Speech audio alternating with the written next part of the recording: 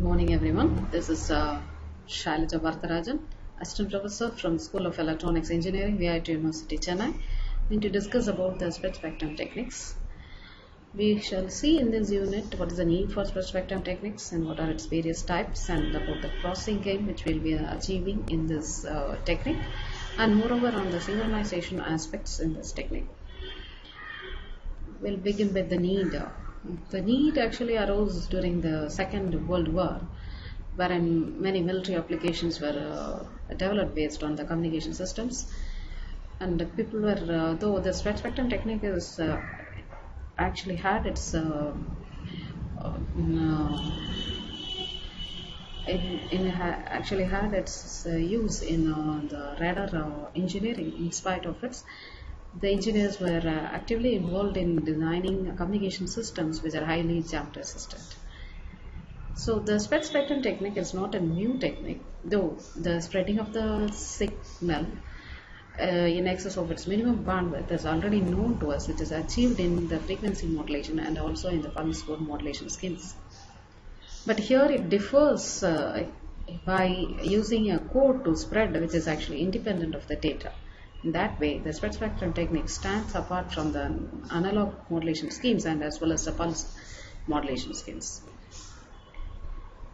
So to do the spectrum spreading, in order to avoid the jammer being trying to know where we have placed the signal subset, in which subset are we working will be unknown to the jammer. So I'm going to spread the signal over the entire bandwidth, or say in a wide bandwidth practically. So that is actually achieved using this pseudo-random sequence. I actually would like to go for a random character, but it will not be practically feasible, in which case I would go for a pseudo-random sequence. So pseudo-random sequence is a sequence which is actually a binary sequence with random ones and zeros. It is actually a deterministic signal. It's actually known to the transmitter and as well as receiver. But the statistical characteristics of this PN sequence will be similar to that of the statistical characteristics of the sampled white noise, and henceforth the random nature of this PN sequence. The period of there are many types of PN sequences. I would like to particularly work on the maximal length sequence. The period of the maximal length sequence is defined as n equal to 2 power m minus 1, where m equal to m as the number of flip-flops. As you can see here in the figure, there are m number of flip-flops here which constitute the shift register, and they are being clocked. And the output of the flip-flops actually is given to a logic. This logic can be a very simple logic like XOR logic, or whatever may be the logic that you are defining here. The output of the logic is fed back to the shift register. So here, if I am, you have to take care that if I am giving a 0 0 input, if all the flip-flops, the initial state of the flip-flops are in 0 0, and suppose you are taking an XOR logic here, what will happen? All the zeros when XOR will again give the 0, and that will be fed back to the system. So the system will be encapsulated within the 0 state itself. So ensure that a 0 0 state should not be available if the logic is a XOR logic. The spreading, we'll see how the spreading is done. So this is the data signal. Each bit in the data signal is having a time period of TB. This is the logical 1 representation, the logical 0 representation, and logical 1 is being, I have used here NRZ code encoding, that is non-return to 0 encoding. So you can see here the pulse is actually a non-return to 0 pulse in the duration TB. And this is logical 1 which is represented by +1, and logical 0 by -1. And this is the spreading code which is being defined here, and a single bit in the spreading code will be having a period of TC.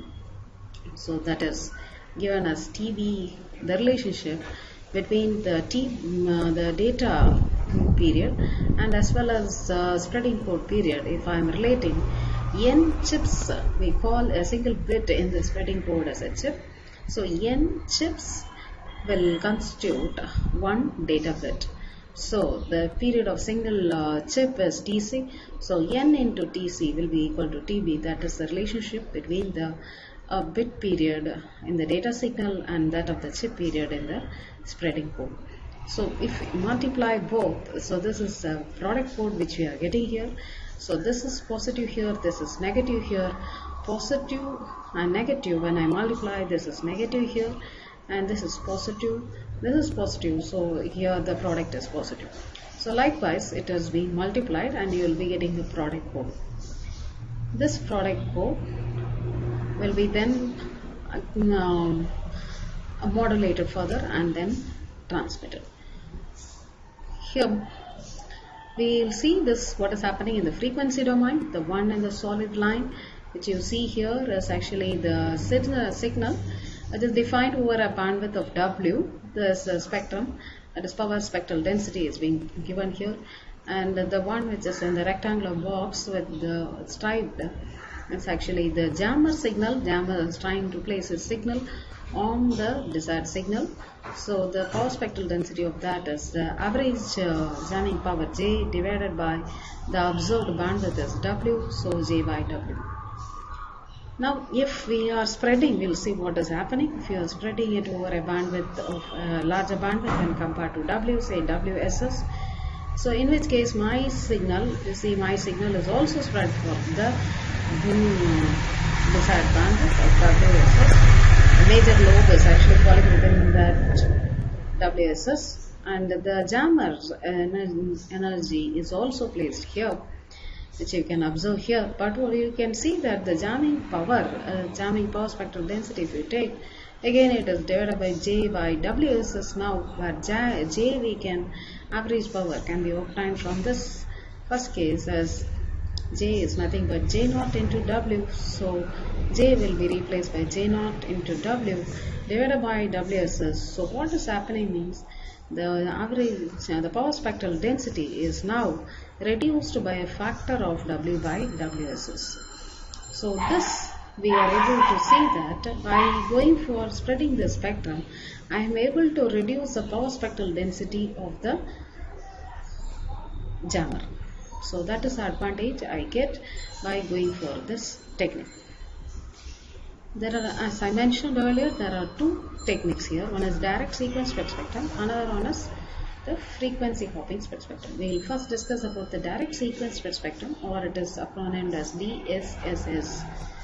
So here, by using the PN sequence, we are making a instantaneous spreading of the transmission bandwidth.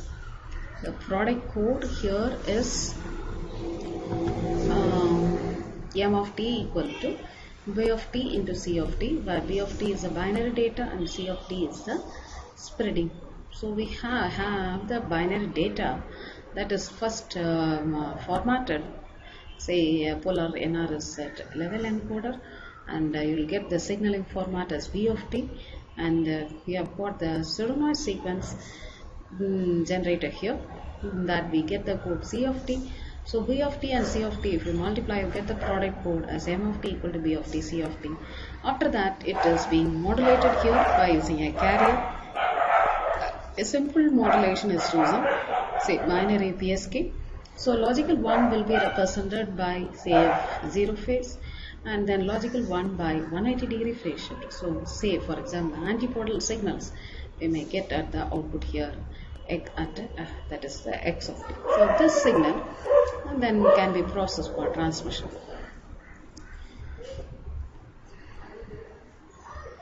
So this is the diagram showing you the binary PSK, binary phase shift gain. So this is a product code which we have got. So this product code, this analog carrier, and now if you multiply this analog carrier with this product code, you can see that I am able to get the signal. This is negative, this is positive, so I get it here as negative. So similarly at the transitions also, you can see the same thing would have happened here, and again the transitions have happened here. Okay, so this finally I am able to get a binary PSK signal. For after spreading, I have modulated, so I am getting a final X of the signal, which is nothing but my S of t here. So we will now consider this block diagram for making the signal analysis and to derive the processing gain. So I have got my data. So I've got my binary PSK and the PN sequence generator. I have actually interchanged both the operations as what you have seen earlier, because these two operations are linear operations. So I can, the spreading and the binary PSK modulations are linear, so I can interchange them. So I have interchanged, and the rest of the circuitry is the same. So this is a transmitter constituting of the modulator and the PN sequence, and this is a channel where I am having the intruder here, or say the jammer here. Of course I am neglecting here the additive version noise aspects. And again in the receiver side we have the PN port generator, and the reverse of this, whatever happened in the transmitter is happening in the receiver. So in the transmitter we have multiplied finally, or say we have spreaded finally. So we will do the despreading, and then we are doing the detection for this modulation. Then we have modulated here, so that is reversed here by this Warren reduction, and finally estimate of BFT is done. So going for the equations, this the y of t is the received signal here. So y of t is nothing but x of t plus j of t. X of t is the transmitted signal, j of t is the jamming signal. So those two, x of t, if you see, that is nothing but s of t, the modulated signal, into c of t, the spreading code. So it is x of t is replaced by s of t, c of t plus j of t. The coherent detector input, if you take u of t, is nothing but, again, it is a product of y of t and c of t. So y of t is being computed in the first step, so that you can substitute here, multiply by c of t, so you will get s of t, c of t is c square of t, and then j of t, c of t. So here I can rewrite this one, the c square of t, c of t value will be either plus 1 or minus 1. As you can see here, the c of t value is going to be either plus 1 or minus 1, plus 1 or minus 1. So c square of t will be just going to be 1. So I have just used that result here.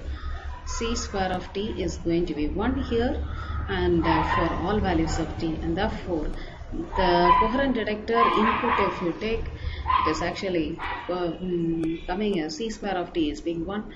So it is s of t plus j of t, c of t. So this is the coherent detector input we are getting. So we will be analyzing on this input. Remember that it has got two components. One is the signal component, which will be actually having a narrow bandwidth when compared to the jamming. The jamming port, jammer is actually now spread by using C of t. So a simple narrow band filter will be enough to get the original signal S of t, and the jamming signal will be filtered by the filter, because the jamming signal is now spreaded, so automatically it will get filtered in the narrow band filter. So we will discuss about the transmitted signal and then come back. The transmitted signal is x of t, that is, as we know here, it is x of t is s of t, c of t. So the c of t into s of t. S of t is nothing but square root of 2 EV by TB. EV is the energy per bit, data bit, and TB is the time period of the data bit, into cos 2 pi FCT.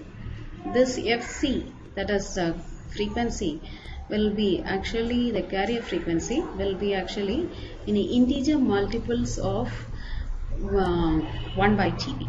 That is the relationship between these two. That is, if I have to tell you in another way, this TB period that you have taken here and the carrier frequency here, the frequency of this carrier, these two are related, as FC will be equal to N by TB. That's the relationship between these two waveforms. And this plus or minus tells you that either it may be logical 1 representing 0 phase, or logical 0, because cos 180 plus theta is minus cos theta, so you will be getting minus. So in which case this is plus or minus tells you about the logical 1 or logical 0 representation. And C of t is nothing but the coded signal. The coded signal, I can, if I am writing the for each chip, it is C0, C1, etc. till Cn minus 1. So n chips I will have in total. So it is 0 to n minus 1 Ck, where Ck can be either plus 1 or minus 1, representing the logical 1 or 0. So likewise we can define the jamming signal, the J of t. The jammer is actually, it doesn't know in which dimension I have placed my signal. I have placed here in one dimension. The jammer doesn't know in which dimension I have placed, so he will try to place the energy in two dimensionals. So say for example, if you take a vector and to resolve it, you have cos and sine. So likewise here, this cos 2 pi of ct is considered as phi k of t, and sine 2 pi of ct will be considered as phi k of t as here. So phi k of t, this is nothing but the orthonormal basis functions. It will obey both orthogonal basis function and as well as orthonormal basis functions. So here it is square root of 2 by tc cos 2 pi fct. So it is k tc less than or equal to t less than or equal to k plus 1 tc. So if you substitute k equal to 0, you will be able to see that it will be 0 to you will be getting it as 0 to tc you will be getting, or if you are trying to substitute here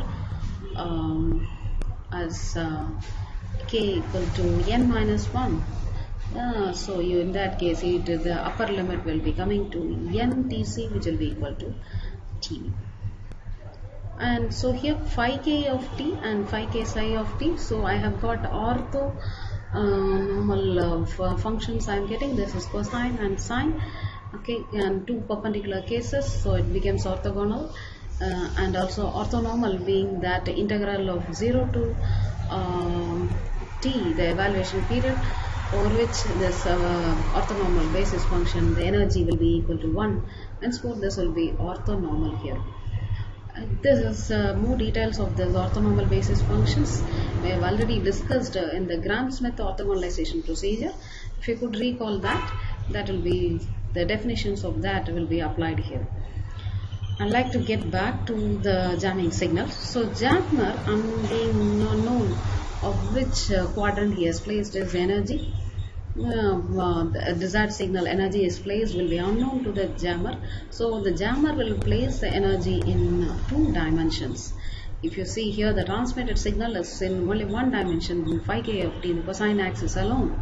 But whereas the jammer, since he doesn't know where we have placed the energy, he places the energy both in sine as well as in cosine axis. He places the energy. So now we will compute the average interference power, which is taken as 1 by Tv integral 0 to Tv j square of t dt. So here this expression is being integrated and evaluated, and with the final equation which you get is 1 by Tv summation jk square and 1 by Tv summation jk psi square. So here the jammer can place equal energy in both the quadrants, that is sine and cosine, or he can place variable energy also. We will take the case that the jammer places equal energy in both the quadrants. So we will be getting j equal to 2 by Tv summation k equal to 0 to n minus 1 jk square. So this is both are equal energy is placed, so it will be 2 times. So 2 times of Tv summation k varying from 0 to n minus 1 jk square. So here this result you have to remember, as we need this result in the later analysis. We'll now go to the detector output. So detector output, if you take V is the detector output, we will just recall the diagram. So we are now discussing here, we have already discussed here how is the signal level here, and here we can see that we are getting two component signal and the jammer. We have discussed about S of t, we have discussed about J of t, and now we will discuss what is happening at the output, and after that we will compute what is the SNR at the input and output, and we will try to establish the relationship between the SNRs. So The detector outputs nu is defined as square root of 2 by Tv and into integrating for u of t the cos 2 pi of ct. Since we have worked on cosine axis, we will take only the cosine functions. But we know that there are two components present here. One is the signal component and another one is the interference component. And the signal component can be now discussed here, that is square root of 2 by Tv. So the u of t, we know that it is s of t plus c of t, j of t. You can see here u of t is nothing but s of t plus j of t, c of t. So I am just replacing this u of t here by s of t. We have two components I have to resolve. So this is the summation what we have seen in the earlier case is being substituted here. So I'll have two summations here. I am evaluating each term, two terms I'll be getting, and I'll be evaluating each term separately. So the signal term is first evaluated. It's the first signal term. This is the interference term, which you can see here. That is it is c of t, j of t, c of t, j of t, cos 2 pi of ct dt. We first analyze the signal component and then get back to the interference component. The signal component s of t is substituted. So this we have just recalled recalled back the s of t expression which we have seen earlier. So that shall be substituted here, and this equation will be now written in terms of the orthonormal basis functions. So simply to write here, it will be square root of EB into phi k of t. That's what this expression will be getting reduced to. So I have phi k of t, another phi k of t is available. Phi k will be phi k square of t. So it will be, since it is orthonormal, this value will be reduced to 1. So leaving you with the square root of EB plus or minus square root of EB. So that's your signal component here. And the interference component which we have written here, we will further substitute here. We know what is c of t. We will substitute c of t. So c of t is summation k varying from 0 to n minus 1 ck integral over ktc to k plus 1 tc j of t cos 2 pi of ct dt. So again we are rewriting in terms of phi k of t, and using the definitions of jk of t and phi k of t, this integration recalling from the jamming component discussions, it will be getting reduced to jk coefficient. So this now getting reduced to square root of tc by tb summation ck jk. We shall now consider this pn sequence, that is ck, as independent and identically distributed binary sequence, and henceforth we will now take them as random variables. So representing this interference component, we knew Vcj as capital Vcj, okay, and the ck is taken as a random variable ck, and similarly jk is evaluated. And the mean of Vcj, if we will now compute the mean, this mean, if you see the statistical characteristics, is coming to 0 here because the probability of having the binary 1 or the binary 0, that is plus 1 and minus 1 in the formatting, the probability of that being equal, so the mean will be getting reduced to 0. Of course here we are going for the conditional mean here. And similarly the variance is being computed. Variance is, we can say that expectation of Vcj square minus expectation of the mean of Vcj. Sorry, I repeat again, the variance is nothing but expectation of Vcj square minus mean square. Since the mean is 0, that term is neglected, so it is only expectation of Vcj square. So that's what we have seen here. It is 1 by n summation 0 to n minus 1 jk square. So this term I told you earlier to remember. So the summation of jk square here, it can be recalled here. The summation of jk square can be written as jtb by 2. So this result is used here. So it is jtc by 2. Now we will compute the signal to noise ratio at the detector output. So the signal power to the noise power. So signal power, I'm considering the instantaneous power here at the detector output. So since I'm considering instantaneous power, it will be EB, and the noise power is considered as the variance here, so it is JTC by 2. So it is 2 EB into JT divided by JTC by JTC is actually the SNR at the detector output. Similarly, to compute the signal to noise ratio at the detector input, the signal power is EB by TB and the jamming power is capital J. Okay. Proceeding towards the processing gain, which is defined as TB by TC. The relationship between the SNR at the input and output. If you are trying to establish the relationship, you can see that SNR at output is related to SNR at the input by 2 times of TB by TC. But TB by TC is nothing but the processing gain. So SNR at the output is greater than the SNR at the input by 2 times the processing gain. Or if you are talking in terms of dB, you can see that we are getting a 3 dB improvement and compared to the SNR at the input, at the output, and also we are getting the processing gain here at that also we are getting it over the SNR at the input. So this is the advantage of this spreading technique, and we will now see what is the jamming margin that is available. So jamming margin is defined as processing gain to that of the EB by N naught, or say it is the minimum EB by N naught required to maintain an average probability of error. So we'll now solve a problem.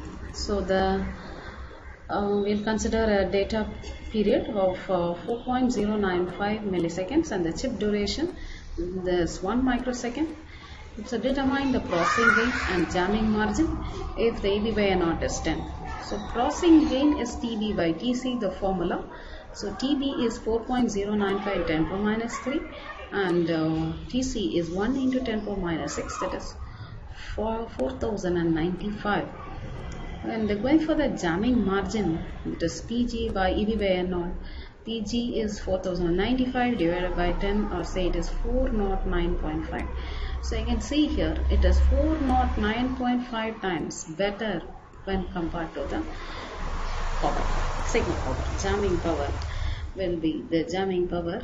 You are still able to withstand the jamming by 409.5 times, or say in terms of dB it is 26.1 dB. And we go for the limitations. The limitations in DSS, if TC is lesser, greater will be the processing gain. That is, the chip duration is less. So we know the relationship processing gain is TB by TC. So you'll have more processing gain. And other aspect is that the transmission bandwidth will also be more. We think that these are all desired, but the practical case is that it is also related to the period of the PN sequence. The period of the PN sequence is in turn depending on the number of flip-flops required. So M being the number of flip-flops here. So here you can see that, but it will be practically very difficult to build such systems. Okay. Moreover, the gain whatever we are getting may not be sufficient to combat the effects of the attacker. So in which case, because to get a very lesser TC will also be practically difficult, and to have a larger value of the shift registers, larger period of PN sequence will also be a problem. So considering all these practical limitations, we switch over to the next system, that is the frequency hopping spread spectrum. So here the data will be randomly hopped after modulating it by a carrier from one frequency to another. So here the data will be spread sequentially rather instantaneously as in direct sequence spread spectrum. The chip rate here is actually, we define a term chip rate here, defined as the maximum of RS and RH, and there are two types here, slow and fast. Slow is actually FHS. Slow FHSs, we define that several symbols are transmitted in a single hop, whereas in fast only one symbol is transmitted in several hops. So here we actually see that RC is equal to RS here, because the maximum of the two has to be taken. So here the simple rate will be greater, and whereas in fast FHSS, this here hop rate will be, whatever may be the case, they will be actually differing only in integer multiples. They will be related so that you can properly sync and work. First we shall discuss on slow FHSS. So we have the binary data. So generate frequency tones by using a MRA modulator, and then now you have to go for spreading the spectrum. So I've got the PN code, and then it is given to a frequency synthesizer. So according to the PN code, the frequency will be generated here, and that will be getting mixed up with this tones which are already generated, and after that it will be given to a band pass filter and taken here, because in a mixer you may get a sum and difference output. So the band pass filter may take a choice on either of the case, and any one case, either the sum or the difference may be chosen here. This signal will be the frequency hopped MRA FSK signal which will be transmitted.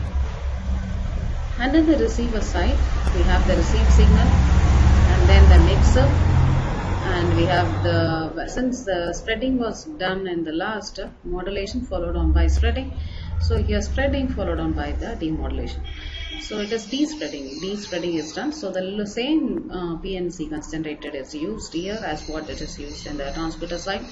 Same frequencies will be synthesized and received here. And this is the received signal. So two signals will be now beaten, and again the output will be taken, and the low component will be taken here, and it is given to the non-coherent FSK detection here. And here we are going for a non-coherent schemes rather than coherent schemes which we have used in direct sequence. So only non-coherent schemes are preferred here. So non-coherent MRA FSK detector, so you will be having a bank of, say for example, bank of match filters you will be having.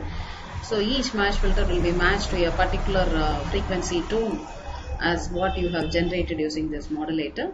So you'll be having a bank of tone match filter will be available, matched to each of the frequency tones over there, and then you can get the estimate of the binary data here. You'll see how this is being accomplished here. So here I've got this is my binary input data, and this PN sequence example I have taken, and this is the frequency scale, and this is the time scale. We will see how we are spreading the frequency over the time scale. So since it is slow FHSS, I am supposed to transmit several symbols in a single hop. So the PN sequence will be actually here telling me to what frequency I have to hop. So PN sequence is actually taken that is one single chip is actually having only 2 bits, and therefore I can have 4 possible combinations. In not one single chip. It's actually the PN sequence. Each symbol in a PN sequence is constituted of 2 bits here, that is 0, 0. So since it is 2 bits, I will be able to have 4 frequencies. So 0, 0, 0, 1, you can see here 0, 0, 0, 1, 1, 0, 1, 1. So 4 bands you can see here in the frequency band. This is 1, 1, this is 1, 0, this is 0, 1, this is 0, 0. So 4 frequency bands are being established with respect to the PN sequence. And then with respect to the binary data, I have taken 2 binary data, and here my M value I have taken to be 4. That means M is equal to 2 power n will be equal to 2. That is 2 bits form one symbol. That's the meaning. So here 2 bits here, 0 and 1, constituting a symbol, and this is another symbol. So here, since it is slow FHSS, 2 symbols are transmitted in one frequency. So here if you see 0, 1 is transmitted in 0, 0. So this is a 0, 0 band. So 0, 1 is actually transmitted here, and again 1, 1, the next symbol, is also transmitted in the same frequency 0, 0. And similarly, if you take the next PN sequence, it's actually 1, 1, whereas the data bits are 0, 0 and 1, 1, the same data bit. And if you see here, now they are actually placed at another frequency which is corresponding to 1 1, and another one actually at 1 1 is actually placed here. So in the frequency 1 1, which is corresponding to this band, you can see the data is placed here as 0 0 and 1 1. Similarly for 0 1, the band is, this is the corresponding band. This green color is the corresponding band. So here 1 1 will be placed here and 0 1 is placed here. So if you observe in this frequency band, that is in this frequency, two data are getting transmitted. Okay, so it is slow FHSS. In one frequency, two symbols are transmitted, so it is slow FHSS. We'll see what is happening in the fast FHSS for the similar example. So here, remember, in fast FHSS, you have to have actually have several hops. You have to transmit the data in several hops. So this is one symbol here, that is my symbol, data symbol is 0 0, and these are the two hop frequencies that are available. You can see here the hop frequency is determined by the PN sequence. So two hop frequencies are available, 0 1 and 1 1. So if you see the first frequency, let us take, that is 0 1 band. So this is 0 1 band.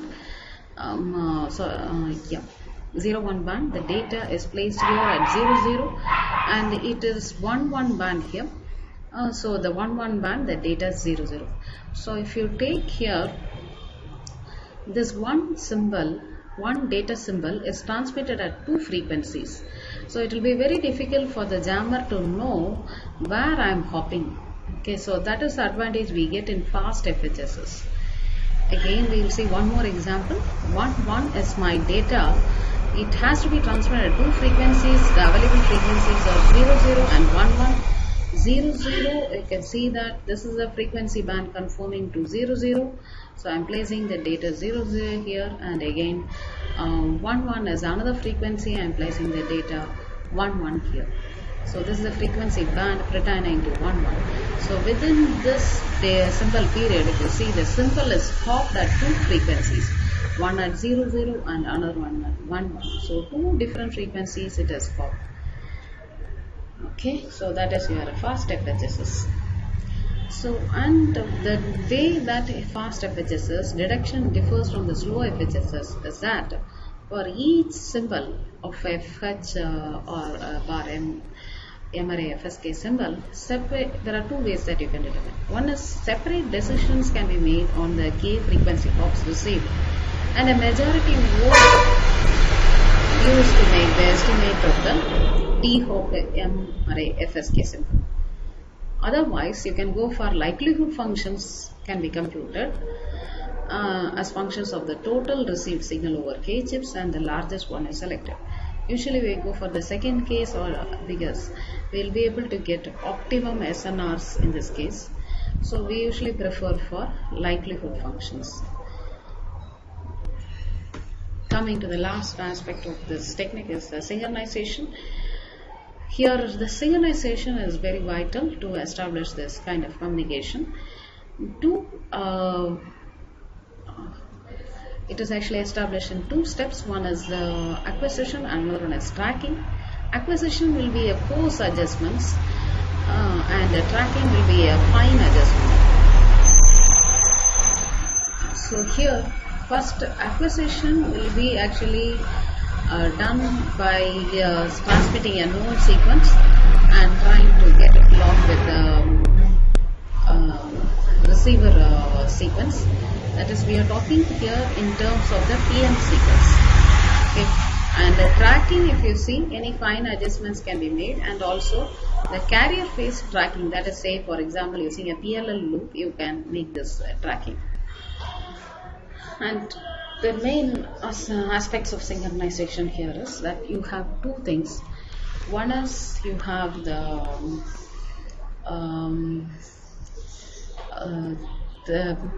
one is the delay time between the transmitter and receiver. You have a certain propagation delay because we don't know what will be the actual range. So you may have signals even from multipath environment also. So however may be the case, there will be a certain delay time between the transmitter and receiver. We call that as the uncertainty time. Another one, you may also, if the transmitter or the receiver is mobile, then you will get Doppler shifts. So that will be another problem in synchronization which you have to take. So here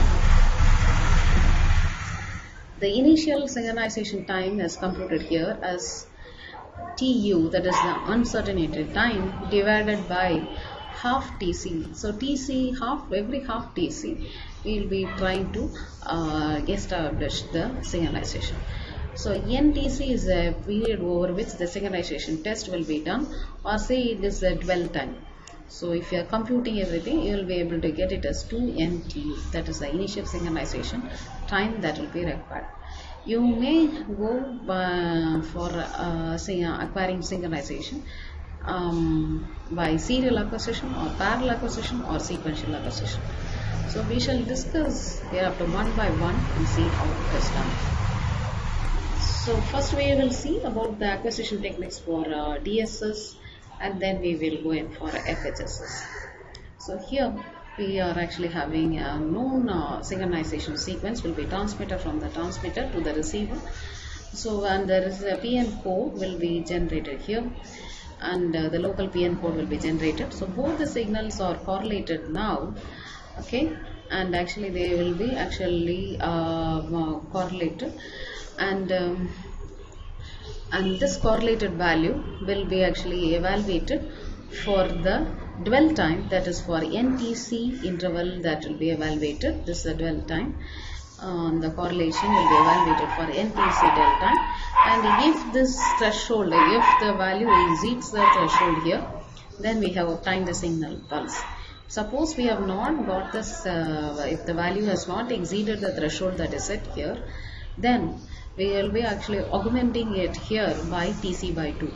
So at every interval of TC by 2, the clock will be corrected so that we are trying to get with the received signal, because we have to adjust this one in accordance with the propagation delay, in accordance with the uncertainty time. So we are actually adjusting this one. Okay, so this is a serial search, a very simple mechanism, or say it is called as a sliding correlator. Okay, and then next one is a parallel search.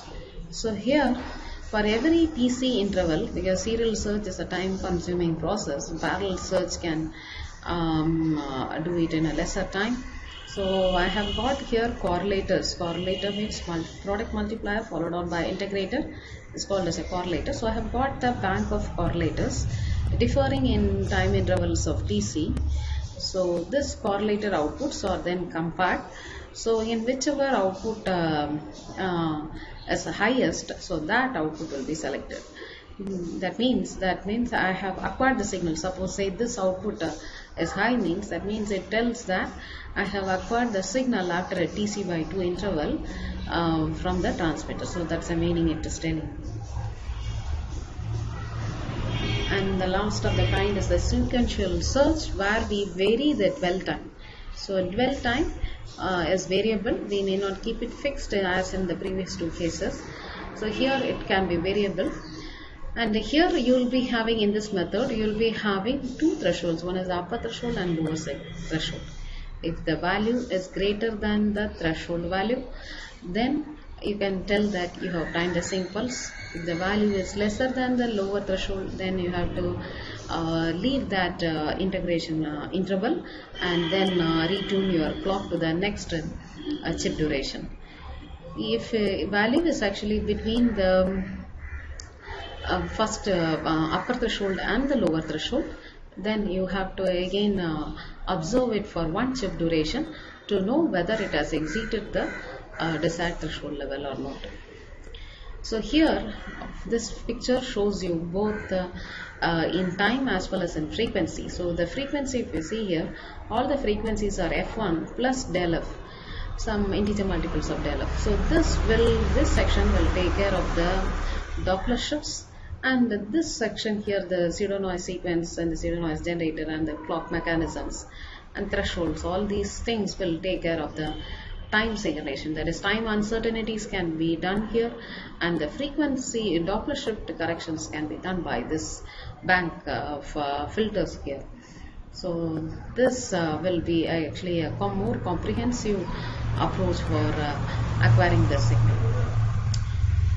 So next topic is tracking, where we go for fine synchronizations.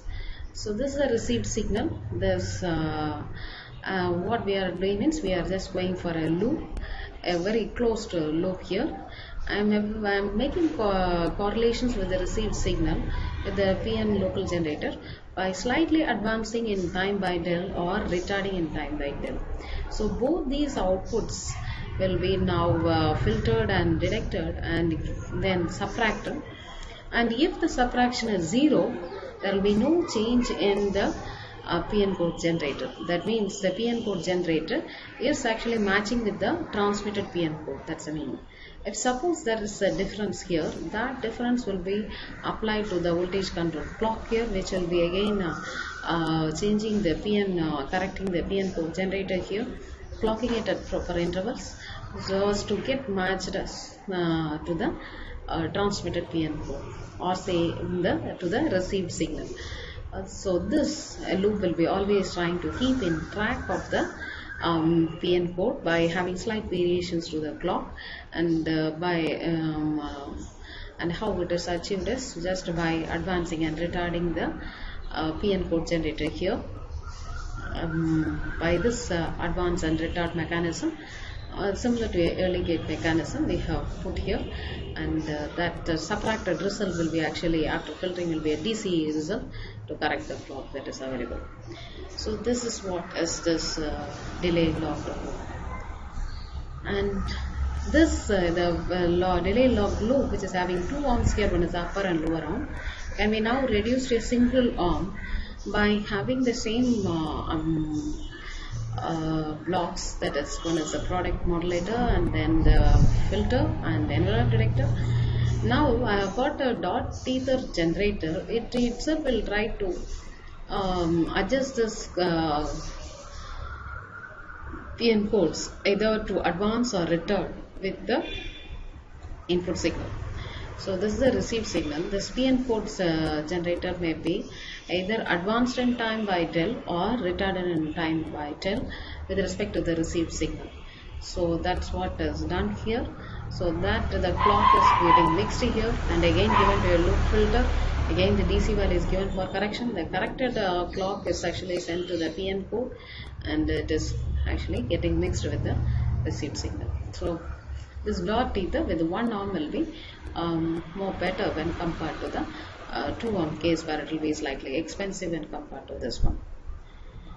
And of course, in whatever may be the method, you will be getting some kind of some amount of tracking error, because we are slightly offsetting and working at delta, and henceforth we will be actually having it at plus delta or minus delta. We will be getting some errors, which we have to see to that whether they are in the within the bounds of the limits, error limits. So next one is FHSS acquisition. So FHSS acquisition, we will go for, the best thing is to go for a parallel search. But we have a bank of filters available, F1, F2, etc. till FM are available here, so that you can get tuned to the various tones to which you have generated the signal, and then given to an envelope detector with the proper delays. And if in case, sometimes we usually add up with the proper weights also, and then they are being summed and given to a threshold detector. If it exceeds, then the sync pulses of time. If it is not exceeding, then it will be corrected for the next delay, and then it will be always checked whether the threshold is exceeded or not. So this is a parallel search, which is where the results are obtained at a faster time. This is a serial approach to the same problem. So we have got the PN code, the frequencies, the received signal is mixed here, and the results are pass through a filter, tuned filter, and envelope detector, and post integration and threshold detector. Again the same principle, if the threshold is exceeding, sync pulse is present. If not, retune the clock here to the next chip duration and again try to match with the received signal. So this is FHSS tracking. So here we have to do a fine tracking here. So I work with the VCC here, that is voltage control clock, which is connected to the PN sequence generator, and the frequency synthesizer here. So the received signal is actually mixed, and then again band pass filter envelope. And now I have got a product here, product multiplier here. We have got two signals as input to this. One is VD of t and VC of t, and the output signal is VG of t. We will evaluate that. We will be able to see that VG of t will be actually having 3-level signal. It's a 3-level signal. You can see that the received frequency is and that of the local frequency synthesized are actually having an offset here. So this is the received and this is the frequency synthesized in the receiver side. So those two are actually having an offset. So that offset is actually by a period of tau, and this is the voltage control clock signal, and this is the product of these two. So if you multiply these two, this is low, this is high, this is low, and over this tau period VC of t is high, this is low. So you are getting it to be a 0 here because this level is 0, and then this is high and this is high, so you are getting a high. So it's a 3-level signal you are getting here in the output. So with the help of this, the signal VG of t, the corrections to the voltage control clock will be made and then given to the PN code generator to get it matched with the received signal. This is how the tracking is done here in frequency hopping spread spectrum. With that, we conclude the session here. Finally, on the look at the frequency channel allocation for the IEEE 802.11 WLAN for the DSS. You can see how the spectrum is allotted and how the channels are done, and all the radios in the network operate on a single channel. Thank you for listening to the conversation.